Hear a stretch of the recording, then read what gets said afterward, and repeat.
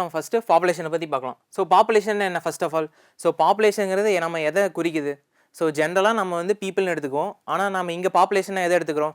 So all the items, ஒரு குரூப்பாக இருக்கிற all the items, the number of students in a school, the number of trees in a forest, the number of stars in the sky. So stars வந்து நம்ம calculate பண்ண முடியுமா? So calculate பண்ண முடியாது. அது வந்து என்னது? Infinite objects. ஆனால் number of students in school வந்து கால்குலேட் பண்ண முடியுமா? ஸோ அது வந்து ஈஸியாக கால்குலேட் பண்ணலாம். அது வந்து ஃபைனைட். ஸோ அது வந்து பார்த்திங்கன்னா நம்ம வந்து ஃபைனைட் பாப்புலேஷன் சொல்லுவோம். ஸோ இங்கே எக்ஸாம்பிள் வந்து எது சொல்லியிருக்கோம்? ஸோ ஸ்கூல் தான் சொல்லியிருக்கோம். ஸோ நம்மளால் கால்குலேட் பண்ண முடிஞ்சது அது ஃபைனைட் பாப்புலேஷன். சப்போஸ் கால்குலேட் பண்ண முடியாது infinite population. Suppose rain drops வந்து ரெயின் ட்ராப்ஸ் வந்து பெய்யுதுன்னா ஸோ அந்த ட்ராப்ஸ் வந்து நம்மளால் கால்குலேட் பண்ண முடியுமா? ஸோ கால்குலேட் பண்ண முடியாது. So that is infinite population. So sample, கூறு. ஸோ சாம்பிள்னா என்ன? அந்த பாப்புலேஷன்லேருந்து எடுக்கிற ஒரு சப்செட். ஸோ அந்த சப்செட் எடுத்து நான் பாப்புலேஷனை வந்து எக்ஸ்பிளைன் பண்ணுறது தான் எனக்கு சாம்பிள்னு சொல்லுவோம். Sample is a subset of a population. So இங்கே பார்த்தீங்கன்னா அது பாப்புலேஷன் இருக்குது. ஸோ பாப்புலேஷனில் எல்லா இண்டிவிஜுவல், இப்போ ஸ்கூல் எடுத்துக்கலாம். ஸோ ஸ்கூலில் பாப்புலேஷனை எடுத்துட்டா ஸோ எல்லா இண்டிவிஜுவலும் தான் அந்த பாப்புலேஷனுக்குள்ளே வருவாங்க. அந்த பர்டிகுலர் பாப்புலேஷன்லேருந்து நான் ஒரு 30 ஸ்டூடெண்ட்ஸ் மட்டும் ரேண்டமாக செலக்ட் பண்ணி எடுத்து நான் வந்து பாப்புலேஷனை ஸ்டடி பண்ணுறது தான் அது வந்து சாம்பிள் எடுத்து நான் பாப்புலேஷனை ஸ்டடி பண்ணுறேன். So it is a small group taken from the population to represent the whole. So அந்த ஸ்கூலையும் ஸ்டடி பண்ண எடுக்கிறது என்னது? Sample. So 50 students chosen from the college. இது வந்து நான் சாம்பிளாக எடுத்துகிட்டு ஸோ இந்த 50 ஸ்டூடெண்ட்ஸை வச்சு அந்த காலேஜ் எப்படி வந்து ரன் ஆகுது, ஸோ அந்த மாதிரி நான் வந்து பாப்புலேஷனை வந்து கால்குலேட் பண்ணுவேன். ஸோ நெக்ஸ்ட் நம்ம என்ன பார்க்க போகிறோம்னா ரெப்ரசன்டேட்டிவ் சாம்பிள், நான் ரெப்ரசன்டேட்டிவ் சாம்பிள். ஸோ ரெப்ரசன்டேட்டிவ் சாம்பிள்னா அந்த ஹோல் பாப்புலேஷனையும் டிஃபைன் பண்ணி சொல்கிறதா ரெப்ரசன்டேட்டிவ் சாம்பிள். அதில் சாம்பிள் எடுத்தாவே எனக்கு பாப்புலேஷன் வந்து ஈஸியாக அண்டர்ஸ்டாண்ட் பண்ணிடலாம். நான் ரெப்ரசன்டேட்டிவ் சாம்பிள்னால் அது வந்து ட்ரூவாக ரெஃப்ளெக்ட் பண்ணாது. ஃபார் எக்ஸாம்பிள் பயாஸ்டாக இருக்கும். ஸோ வந்து ஜட்ஜ்மெண்ட் சாம்பிள், அந்த சாம்பிளெல்லாம் நமக்கு இது கீழே எக்ஸாம்பிளாக வரும். Does not accurately reflect the population characteristic. ஆனால் ரெப்ரசன்டேட்டிவ் பார்த்தீங்கன்னா கேரக்டரிஸ்டிக்கை அப்படியே ரெப்ரசன்ட் பண்ணணும். இதெல்லாம் இதோட சாம்பிளிங் டைப்ஸ் பார்த்தீங்கன்னா சிம்பிள் ரேண்டம் சாம்பிளிங் எக்ஸாம்பிளாக சொல்லலாம். ஸோ சிம்பிள் ரேண்டம் சாம்பிளிங்னா என்ன? ஒரு ஸ்டூடெண்ட்ஸ் ஒரு 60 ஸ்டூடெண்ட்ஸ் இருக்காங்க ஒரு கிளாஸ் ரூமில். ஸோ நான் ரேண்டமாக பிக் பண்ணி ஒரு 5 ஸ்டூடெண்ட்ஸை ரேண்டமாக சாம்பிளாக பிக் பண்ணி, so for example lottery method சொல்லலாம். ஸோ லாட்ரி மெத்தட் யூஸ் பண்ணி பிக் பண்ணி நான் ஹோல் பாப்புலேஷனையும் ஸ்டடி பண்ணுறது. நான் ரெப்ரசன்டேட்டிவ் சாம்பிளில் பார்த்தீங்கன்னா நான் வந்து ஜட்ஜ்மெண்ட் சாம்பிளிங் சொல்லலாம். ஸோ ஜட்ஜ்மெண்ட் சாம்பிளிங்னா என்ன? யார் நல்லா படிக்கிறாங்களோ ஸோ அவங்கள மட்டும் எடுத்து அந்த ஹோல் கிளாஸையே ரெப்ரசென்ட் பண்ணுறது தான் ஜட்ஜ்மெண்ட் சாம்பிளிங் சொல்லுவோம். ஸோ அதெல்லாம் பார்த்தீங்கன்னா நான் ரெப்ரசன்டேட்டிவ் சாம்பிள். ஆனால் அது வந்து பார்த்தீங்கன்னா ஹோல் பாப்புலேஷன் நமக்கு ட்ரூவாக காமிக்காது. சப்போஸ் நான் நல்லா படிக்கிற ஸ்டூடெண்ட் எடுத்து நான் வந்து சாம்பிள் எடுத்தேன்னா அந்த ஹோல் கிளாஸ் எப்படி நல்லா படிக்கிறதுன்னு அர்த்தம். ஆனால் அது வந்து ட்ரூவாக வந்து நம்ம கேரக்டரிஸ்டிக்கை மீன் பண்ணாது. ஸோ நெக்ஸ்ட் வந்து இதோட ரிலையபிலிட்டி எப்படி இருக்கும்? ஹையாக இருக்கும். ஆனால் ரிலையபிலிட்டி எப்படி இருக்கும்? லோவாக இருக்கும். எதனால் லோவாக இருக்குது? So biased. ஸோ ஒருத்தருக்கு சார்ந்தே நான் வந்து என்ன சொல்லிடுறேன்? அந்த ஜட்ஜ்மெண்ட்டை சொல்லிடுறேன். ஸோ நெக்ஸ்ட் எக்ஸாம்பிள் வந்து இது என்ன எடுத்துருக்கோம்? Randomly selecting 1000 voters from voter registration list to predict the election outcome. அதாவது ஒரு எலெக்ஷன் நடக்குது, இந்தியன் எலெக்ஷன் நடக்குது. ஸோ எல்லார்ட்டையும் போய் யாருக்கு ஓட்டு போட்டால் யாருக்கு ஓட்டுன்னு கேட்க முடியுமா? ஸோ அப்படி கேட்க முடியாது. ஒரு ரேண்டமாக செலக்ட் பண்ணி ஸோ யார் ஜெயிப்பா அந்த மாதிரி ப்ரிடிக்ட் பண்ணி சொல்கிறதா இது எக்ஸாம்பிள் எடுத்துக்கிறோம். இது எப்படி எடுத்துருக்கோம்? Surviving only people at a gym about exercise habits. So ஜிம்முக்கு நிறைய பேர் வருவாங்க. ஆனால் நிறைய பேர் வரவங்க எல்லாருமே எக்ஸசைஸ் பண்ணுவாங்களா? ஸோ எக்ஸசைஸ் பண்ண மாட்டாங்க. ஸோ நிறைய பேர் சும்மா இது வந்துட்டு போவாங்க, ஒரு 1/2 hour வந்துட்டு போவாங்க டைம் ஸ்பெண்ட் பண்ணலான்னு. ஸோ ட்ரூவாக எக்ஸசைஸ் பண்ணுறவங்கள வச்சு நான் வந்து ஹோல் ஜிம்மையும் வந்து நான் வந்து சொல்கிறது தான். ஸோ இதுக்கு எக்ஸாம்பிள் எடுத்துருக்குறோம். ஸோ நெக்ஸ்ட் வந்து பார்த்தீங்கன்னா probability sampling. So probability sampling கீழே தான் நமக்கு என்ன வருது? Simple random sampling, stratify random sampling and systematic sampling. So இதுக்கு முன்னாடி என்ன பார்த்தோம்? இதெல்லாமே ரெப்ரசன்டேட்டிவ் சாம்பிளிங் கீழே வரும். ஸோ சிம்பிள் ரேண்டம் சாம்பிளிங்னா என்ன? ஸோ இந்த பாக்ஸில் பார்த்தீங்கன்னா எனக்கு ப்ளூ கலரில் ரெப்ரசென்ட் பண்ணுறது பாப்புலேஷன் மெம்பர்ஸ், ரெட் கலரில் ரெப்ரசென்ட் பண்ணுறது செலக்டட், நான் சாம்பிளாக செலக்ட் பண்ணுறேங்க. ஸோ இந்த பாக்ஸில் நான் ரேண்டமாக செலக்ட் பண்ணியிருக்கேன். இந்த ரெட் கலரெல்லாம் நான் செலக்ட் பண்ணது. ஸோ ரேண்டமாக செலக்ட் பண்ணுறது தான் நான் simple random sampling. So next stratify random சாம்பிளிங்னா இந்த பர்டிகுலர் சாம்பிளையும் நான் என்னவா பிரிச்சிட்டேன்? 4 டைப்ஸாக பிரிச்சிருக்கேன். ஸோ 18 to 30 ஏஜ் குரூப், இது வந்து 31 to 45, 46 to 60, 60+. ஸோ டிஃப்ரெண்ட்டாக நான் வந்து செப்பரேட் பண்ணிட்டு ஸோ செப்பரேட் பண்ணதுலேருந்து நான் சாம்பிள் எடுத்து ஸ்டடி பண்ணுறேன். இது வந்து எப்படி இருக்கும்? அக்யூரேட்டாக இருக்கும். எதை விட? சிம்பிள் ரேண்டம் சாம்பிளிங்கோட இதோட சாம்பிள் வந்து எனக்கு அக்யூரேட்டாக கொடுக்கும் அந்த பாப்புலேஷனை பற்றி. ஸோ நெக்ஸ்ட் வந்து பார்த்தீங்கன்னா சிஸ்டமேட்டிக் சாம்பிளிங். ஸோ சிஸ்டமேட்டிக் சாம்பிளிங்னா ஒரு kth வேல்யூ வந்து ரெப்ரசென்ட் பண்ணுறது. ஸோ இங்கே பார்த்தீங்கன்னா நான் 3லேருந்து ஸ்டார்ட் பண்ணியிருக்கேன்னா, ஸோ 3லேருந்து இங்கே 10 மெம்பர்ஸை செலக்ட் பண்ணிட்டேன். நெக்ஸ்ட் என்ன பண்ணியிருக்கேன், நெக்ஸ்ட்டு 5லேருந்து 10 மெம்பர்ஸ் செலக்ட் பண்ணிட்டேன். நெக்ஸ்ட்டு 3லேருந்து செலக்ட் பண்ணுவேன். நெக்ஸ்ட்டு 5லேருந்து 10 மெம்பர்ஸாக அப்படி வந்து ஒரு பர்டிகுலர் செட்டாக செலக்ட் பண்ணிட்டே போவேன். ஸோ அது வந்து பார்த்திங்கன்னா நமக்கு என்ன சொல்லுவோம், சிஸ்டமேட்டிக் சாம்பிளிங்னு சொல்லுவோம். ஸோ நெக்ஸ்ட் வந்து பார்த்திங்கன்னா பெராமீட்டர், முழுமை தொகுதி பண்பளவி. ஸோ பெராமீட்டர்னு என்னென்னா அந்த ஹோல் பாப்புலேஷனோட கேரக்டரிஸ்டிக்கை ரெப்ரசென்ட் பண்ணுறதா எனக்கு என்ன சொல்கிறது, பெராமீட்டர்னு சொல்லுவோம். ஸோ பெராமீட்டர் நமக்கு என்னென்னலாம் ஸ்டடி பண்ணுறோம், பாப்புலேஷன் மீன் பார்த்துருக்கோம், பாப்புலேஷன் வேரியன்ஸ், பாப்புலேஷன் மீன் எப்படி சொல்லுவோம், மியூன்னு சொல்லுவோம், population variance sigma square, population standard deviation sigma. So இங்கே எக்ஸாம்பிள் என்ன எடுத்திருக்கோம், average marks of all the students இந்த காலேஜ் ஈக்குவல் டு பெராமீட்டர் எடுத்துருக்கோமா. ஸோ இந்த பெராமீட்டர்னா நத்திங் பட் பாப்புலேஷனோட கேரக்டரிஸ்டிக் சொல்கிறது தான் பெராமீட்டர். ஸோ நெக்ஸ்ட் வந்து பார்த்தீங்கன்னா ஸ்டாட்டிஸ்டிக், கூறு பண்பளவி. ஸ்டாட்டிஸ்டிக்னு என்னென்னா describes a characteristic of a சாம்பிளோட கேரக்டரிஸ்டிக் சொல்கிறது தான் நமக்கு ஸ்டாட்டிஸ்டிக்னு சொல்லுவோம். ஸோ இதில் வந்து பார்த்திங்கன்னா சாம்பிள் மீன் எக்ஸ் பார்னு ரெப்ரசென்ட் பண்ணுவோம், sample variation s square, sample standard deviation எஸ்ன்னு சொல்லுவோம். ஸோ இதுக்கு example average marks of 50 selected students. அதாவது ஒரு கிளாஸில் ஒரு 200 மெம்பர்ஸ் இருக்காங்கன்னா பாப்புலேஷன், அதில் வந்து 50 செலக்டட் ஸ்டூடெண்ட்ஸ் மட்டும் வச்சு நான் எடுத்தேன்னா அதுக்கு பேர் statistic. So nothing but a sample. So next அதில் ஃபார்முலாஸ் பார்க்கலாம். ஸோ இந்த ஃபார்முலாஸ் லாஸ்ட் கிளாஸ்லேயே பார்த்தோம், இப்போ டைம் ரிவைஸ் பண்ணிக்கலாம். So population sample. ஸோ மீனோட ஃபார்முலா என்ன, பாப்புலேஷன் மீனோட formula mu equal to summation x divided by n. So இது x bar equal to summation x divided by n. So variance வந்து என்ன இருக்கும், so sigma square normal, sigma square equal to summation x minus mu the whole square divided by n. So இங்கே வந்து பார்த்தீங்கன்னா n minus 1 இருக்கும். So next standard deviation. So standard டிவியேஷன்னா நமக்கு வந்து ஸ்கொயர் ரூட் எடுக்கணும். ஸோ ஸ்கொயர் ரூட் எடுத்தால் இதுக்கு ஸ்கொயர் ரூட் எடுக்கணும். ஸோ நெக்ஸ்ட் வந்து பார்த்தீங்கன்னா central limit theorem. So central limit தீரம்னு என்னென்னா நாம் ஒரு ரேண்டமாக ஒரு சாம்பிள் எடுக்கிறோம்.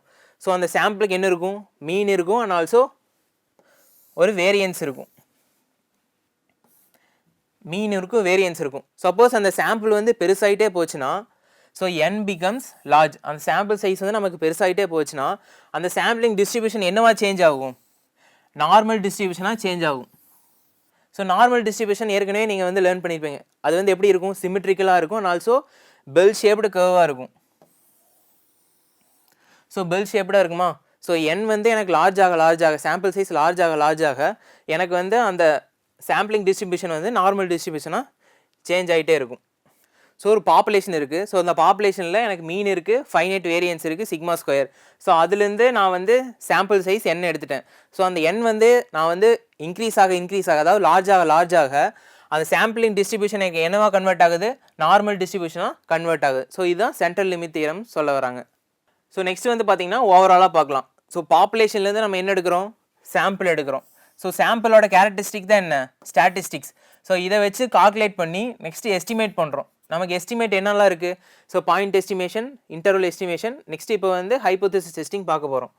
ஸோ எஸ்டிமேட் பண்ணி நெக்ஸ்ட்டு அந்த பெராமீட்டரை வந்து அந்த பாப்புலேஷனோட வந்து நம்ம வந்து கடைசியாக ஃபைன் பண்ணுறோம் பெராமீட்டர். ஸோ நெக்ஸ்ட் வந்து பார்த்திங்கன்னா இப்போது டாபிக் போகலாம். ஸோ நாம் ஏற்கனவே என்ன பார்த்துருக்கோம், பாயிண்ட் எஸ்டிமேஷன் பார்த்துருக்கோமா. ஸோ பாயிண்ட் எஸ்டிமேஷன்னா என்ன, ஒரு சிங்கிள் நியூமரிக்கல் வேல்யூ வச்சு எஸ்டிமேட் பண்ணுறதா பாயிண்ட் எஸ்டிமேஷன். நெக்ஸ்ட் இன்டர்வல் எஸ்டிமேஷன்னா ஒரு range of values,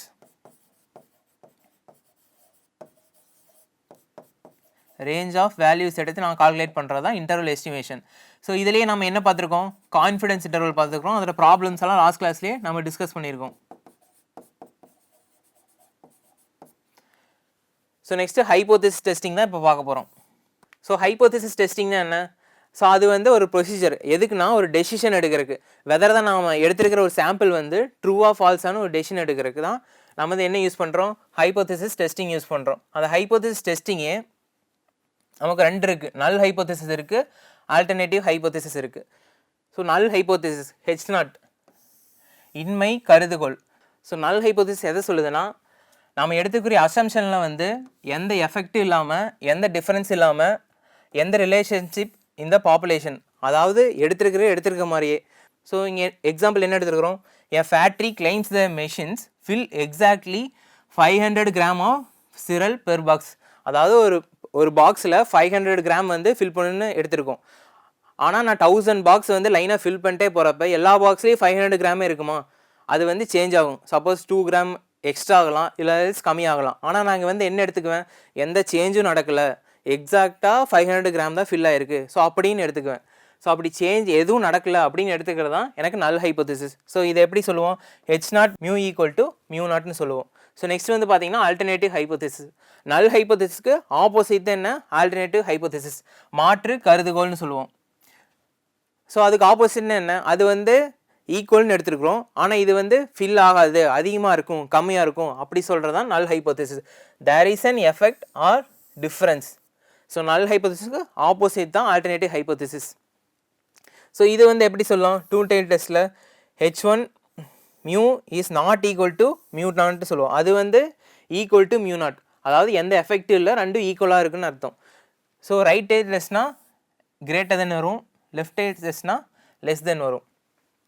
types of errors in hypothesis testing, கருதுகோள் சோதனையின் பிழைகளின் வகைகள். ஸோ என்னென்ன, ஹவு மெனி டைப்ஸ். ஸோ நமக்கு வந்து 2 டைப்ஸ் இருக்குது, டைப் 1 எரர் இருக்குது, டைப் 2 எரர் இருக்குது.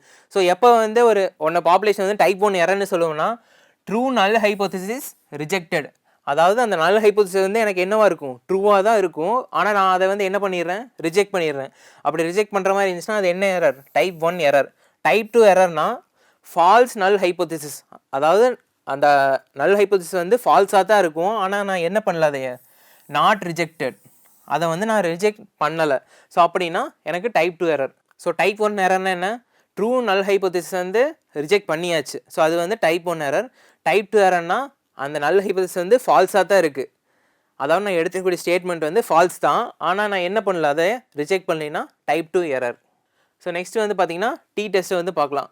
ஸோ நமக்கு வந்து டிஃப்ரெண்ட் டைப்ஸ் ஆஃப் டெஸ்ட் இருக்குது. டி டெஸ்ட் இருக்குது, கை ஸ்கொயர் டெஸ்ட் இருக்குது, இசட் டெஸ்ட் இருக்குது. ஸோ நமக்கு வந்து நம்மளோட டாப்பிக்கில் என்ன வருதுன்னா டி டெஸ்ட் தான் வருது கியூட் எக்ஸாமில். ஸோ டி டெஸ்ட்னா எதை மீன் பண்ணுறாங்கன்னா, so significant difference between the means of the 2 groups. So 2 group எடுத்துட்டோம்னா அதோட மீன். ஸோ மீன்னா என்ன, ஆவரேஜ்.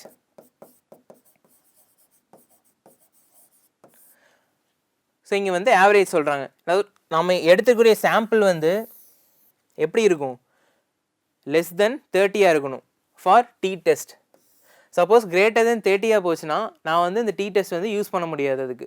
ஸோ அதுக்கு வந்து பார்த்திங்கன்னா இசட் டெஸ்ட் தான் யூஸ் பண்ண முடியும். So next types of t test பார்க்கலாம். So what are the types, 1 sample D test, ஒரு மாதிரி டி சோதனை. ஸோ 1 சாம்பிள் டி டெஸ்ட்னா ஒரு சாம்பிள் வச்சு டி டெஸ்ட் பண்ணுறது தான் 1 சாம்பிள் டி டெஸ்ட். ஸோ இதில் ஃபார்முலா பார்த்திங்கன்னா t equal to x bar minus mu divided by S divided by root of n. So இங்கே எக்ஸ் பார்ங்கிறது என்ன மீனிங், எக்ஸ் பார்னு என்ன, சாம்பிளோட மீன், மியூ வந்து பாப்புலேஷனோட மீன், எஸ் வந்து சாம்பிளோட ஸ்டாண்டர்ட் டீவியேஷன். ஸோ n வந்து பார்த்திங்கன்னா நாம் எடுத்துருக்கிற சாம்பிள் சைஸ். ஸோ டி வந்து டி டெஸ்ட் ஸ்டாட்டிஸ்டிக்கை மீன் பண்ணுது. ஸோ இந்த 1 sample D test, so test ஸ்டாட்டிஸ்டிக்கோட ஃபார்முலா பார்த்தீங்கன்னா X bar minus mu divided by S divided by root N வந்து பார்த்துருக்கோம். ஸோ எஸ் வந்து சாம்பிள் ஸ்டாண்டர்ட் டீவியேஷனை மீன் பண்ணுறாங்க. ஸோ இந்த ஃபார்முலா எப்போ யூஸ் பண்ணுவோம்னா n இஸ் லெஸ் தென் 30 இருக்கிறப்ப இந்த ஃபார்முலா யூஸ் பண்ணுவோம். ஏன்னா டி டெஸ்ட் எப்போ வரும், அந்த சாம்பிள் சைஸ் வந்து லெஸ் தென் 30 இருக்கிறப்ப இந்த ஃபார்முலா யூஸ் பண்ணுவோம். Suppose n is greater than 30னா நாம் வந்து இசட் ஃபார்முலா யூஸ் பண்ணுவோம். ஸோ அது வந்து என்ன சேஞ்ச் ஆகுனா, இந்த எஸ்ஸுக்கு பதிலாக என்ன ரீப்ளேஸ் பண்ணுவோம், சிக்மாவை ரீப்ளேஸ் பண்ணுவோம்.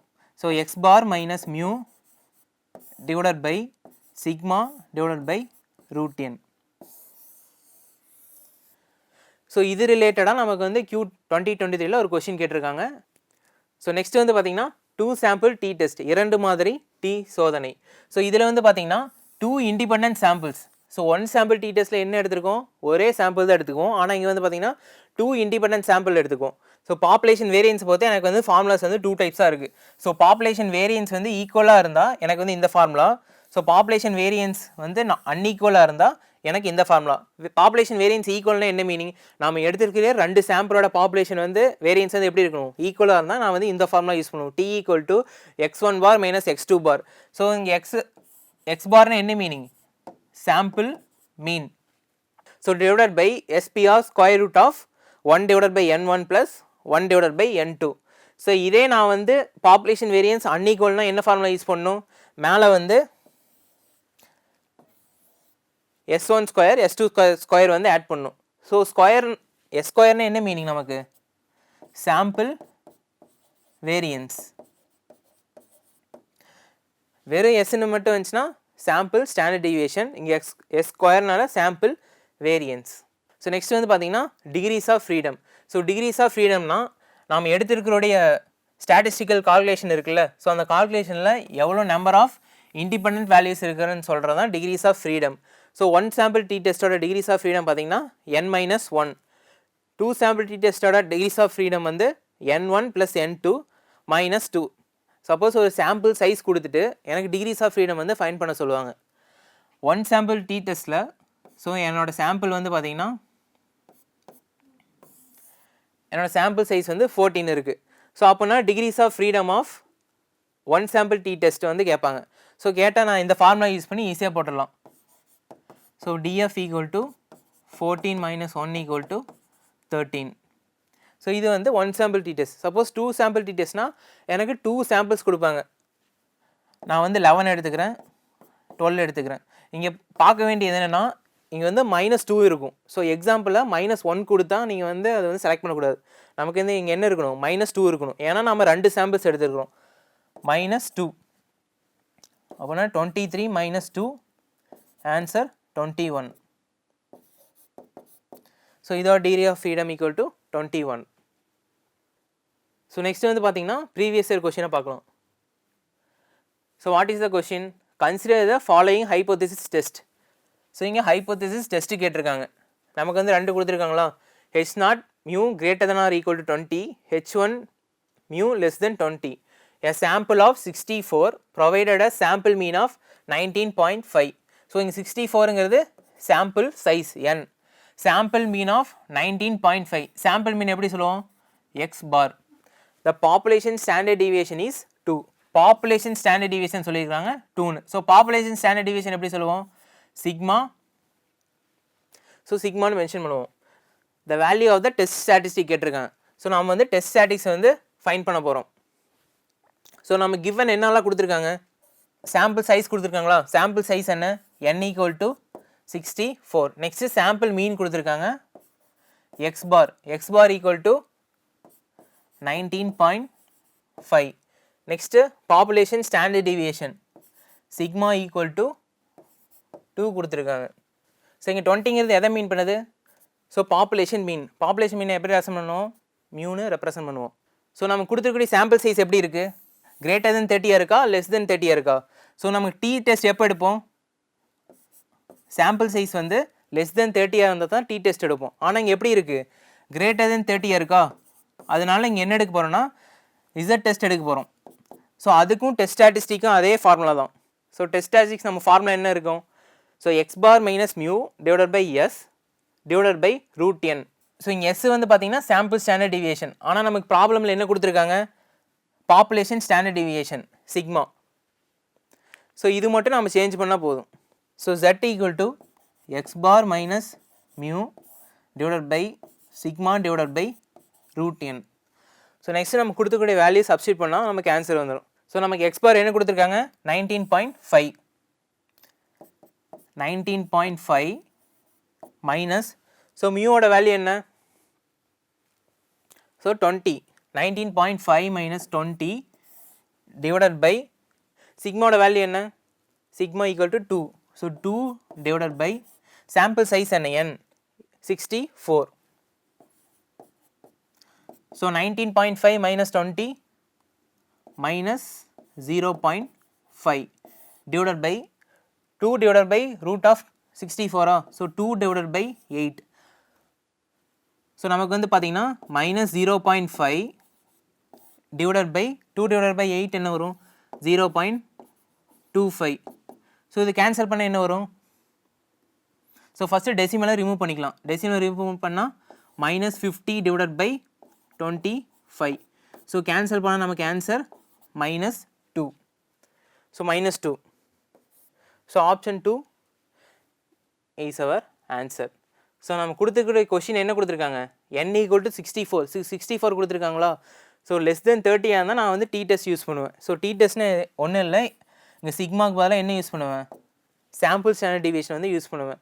ஸோ சிக்மா வந்து எனக்கு வந்து பாப்புலேஷன் வந்து லார்ஜாக இருக்கனால நான் இங்கே வந்து பாப்புலேஷன் ஸ்டாண்டர்ட் டிவியேஷன் எடுத்துக்கிட்டேன். ஸோ நெக்ஸ்ட்டு சாம்பிள் மீன் கொடுத்துருக்காங்க, பாப்புலேஷன் ஸ்டாண்டர்ட் டிவியேஷன் கொடுத்துருக்காங்க. அதை யூஸ் பண்ணி எனக்கு ஃபார்முலா மட்டும் தெரிஞ்சிருந்தால் போதும்.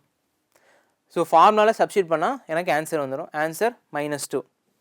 ஸோ இந்த செஷனில் நான் வந்து பார்த்திங்கன்னா population, sample, parameter, statistics, so அதை பற்றி பார்த்துருக்கோம். And also representative sample and non representative சாம்பிளை பற்றி பார்த்துருக்கோம். So hypothesis testing and types of hypothesis testing, t test, அதோட 1 sample D test, 2 sample D test, and also degrees of freedom பற்றி பார்த்துருக்கோம். So next கிளாஸில் மீட் பண்ணலாம். Thank you.